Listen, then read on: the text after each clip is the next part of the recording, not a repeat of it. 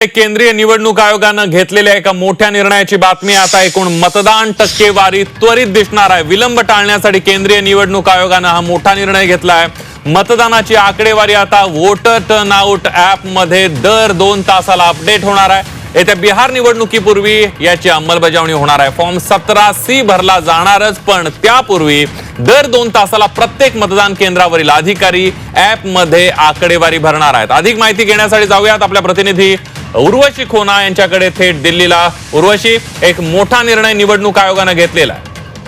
खूप मोठा निर्णय आहे आणि बिहार निवडणुकीच्या पहिले याची अंमलबजावणी होणार आहे। म्हणजेच एकूण मतदान टक्केवारी आता त्वरित दिसणार आहे। विलंब टाळण्यासाठी केंद्रीय निवडणूक आयोगाने हा मोठा निर्णय घेतलाय। पहिले जे होत होते ते म्हणजे की फॉर्म 17 भरून जे आहे ते भरून प्रत्येक नंतर करून यायचं।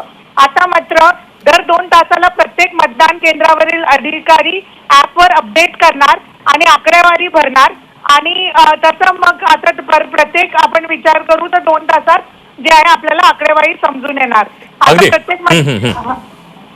अगदी उर्वशी, धन्यवाद दिलेल्या सविस्तर माहितीबद्दल।